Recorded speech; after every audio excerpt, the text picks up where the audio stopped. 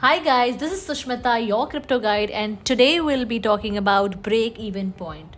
Break-even points is a point where total cost and total revenues are equal. That means there is no profit or loss in a business and all the expenses to be paid are covered for. In financial analysis, the break-even point is one of the most commonly used indicators. Entrepreneurs, investors, accountants, and even traders make use of it because it denotes a point of balance in income and expenditure. Any company that manages to break above the break even point can be said to be make profits.